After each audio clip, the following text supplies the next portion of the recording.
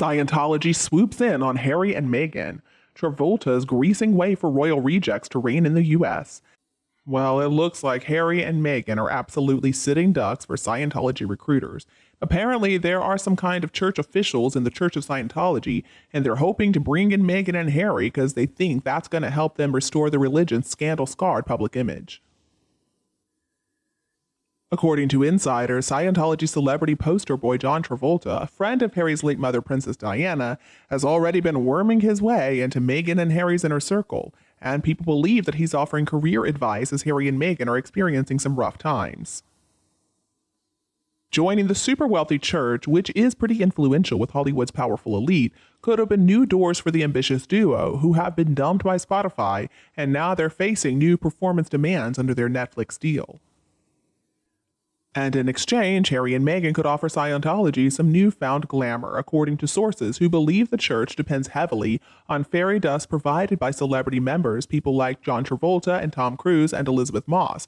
They depend on people like that to attract new followers to the faith, founded by science fiction writer L. Ron Hubbard back in 1953.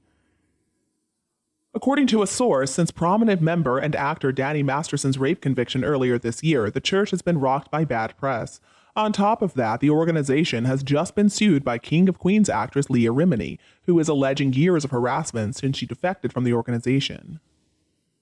Bringing in Harry and Meghan would be a public relations coup. Now, Travolta may have gotten the job to speak with Meghan and Harry about the benefits of joining forces with Scientology, according to sources. Harry and Meghan reportedly spent some time with him at a bash for their Archwell Foundation at the Beverly Hills Hotel, where they were socializing in the hotel's Polo Lounge. A former Scientologist reports Travolta was close with Harry's mother Diana and shared his personal experiences of overcoming career setbacks and personal tragedy with the help of the church. In addition to the spiritual benefits of converting, he could offer them the full power of the church to achieve all their Hollywood goals. A Scientology source claims that Harry and Meghan have been on Scientology's radar for quite some time, especially after the two were branded spoiled, self-obsessed hypocrites over a series of surprising failures. In July, the whiny pair claimed they made a mutual decision to part ways with Spotify over their $20 million Archwell audio podcasts that were supposedly going to uplift people through, quote, shared experiences, powerful narratives, and universal values. But not so fast, Harry and Meghan. On their way out, they were harshly criticized by company executive Bill Simmons. He referred to the two of them as grifters because of their lack of effort and their overblown sense of entitlement. In spite of the relative success of their Netflix docuseries, Harry and Meghan's relationship with Netflix is also reportedly not doing very well. According to sources, Meghan and Harry have only been paid half of their 5-year, $100 million contract to produce more documentaries and feature films, but they don't have many concrete projects planned. We're also hearing more and more stories about snubs by Hollywood celebrities that Meghan and Harry had tried to cultivate relationships with, including people like Steven Spielberg, Julia Louis-Dreyfus, and David and Victoria Beckham. They're worried about ruining their relationships with the real royals like King Charles and Prince William and Princess Catherine. But apparently, John Travolta has made it clear that neither he nor the church would ever abandon Harry and Meghan the way that other people in Hollywood have, according to a source. This is a really tough experience for them. Now, John believes the church has always been there for him, including when he lost his beloved wife, Kelly Preston, and his son, Jed, and also when his career was about to fall apart. Now, it is understandable that Harry and Meghan would certainly be able to relate to all that.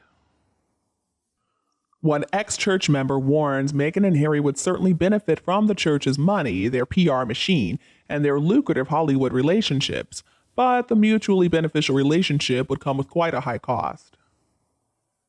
Through Travolta, the church could offer them anything they want to achieve in exchange for their commitment to Scientology, according to a source, but the church would definitely audit them, and that would involve each of them providing some confidential confessional sessions detailing their deepest, darkest secrets. And then all this information is reported directly to the church leaders, and then they use that information to control them. Meanwhile, in other news, so Ice Cube has stated the obvious. Well, the obvious to any rational person out there. But he doesn't understand that he's talking about somebody who never wanted to join the monarchy in the first place, who was on this big sting operation with Harry as the mark. It really has been the con of the century. Who does Meghan think she is to talk about any changes to be made to the monarchy? What authority does she claim to have to be able to talk about the UK or the monarchy at all? She's a nobody, and rumor has it she used to sell herself to wealthy men on yachts, and I believe that rumor 100%. She's a low-life liar, and her mother takes drugs, and apparently she even went to prison after exploiting her husband's financial generosity. And at the same time, she neglected Meghan Markle her whole life. She abandoned her, and she only came back when her daughter started earning a lot of money. Meghan's peers in acting, a profession which, by the way, she didn't really succeed in. Well, they have no respect for her. They want nothing to do with her. Another actress on Suits, a woman named Gina Torres, now says that Meghan was difficult to like and she acted like a diva on set. So basically, Meghan Markle brings bad luck wherever she goes. Disaster is always following in her wake, and anybody who is foolish enough to become involved with her in any way is going to pay quite a hefty price. Once they have been used, they're going to be thrown away.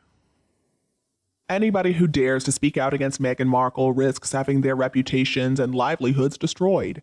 Meghan's mind works like that of a prostitute. She's just always thinking about what she can get for herself from somebody else. And then her character is basically like that of a tyrant.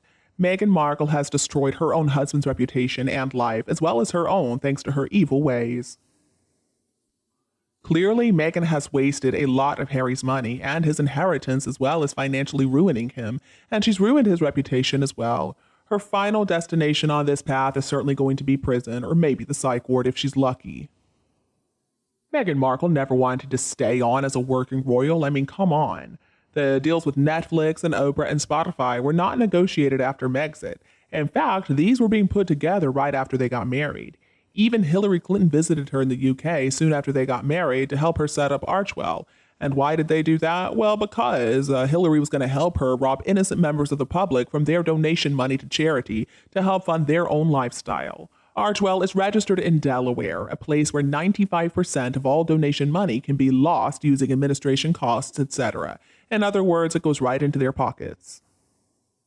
There's one royal reporter describing this as the con of the century, and she's right. Lady de Winter describes it perfectly, and there's a lot of evidence to support the fact that Meghan never wanted to stay.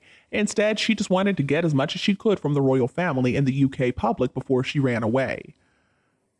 Well, she got what she wanted, she made it back to Hollywood, and now even big corporations like Disney have withdrawn their support for Invictus because of Meghan's ugly behavior. Spotify called the two of them effing grifters. So no, not even people in her own country can stand her. You know, Harry also is at fault here. He's basically the one who ruined his own life and his own reputation.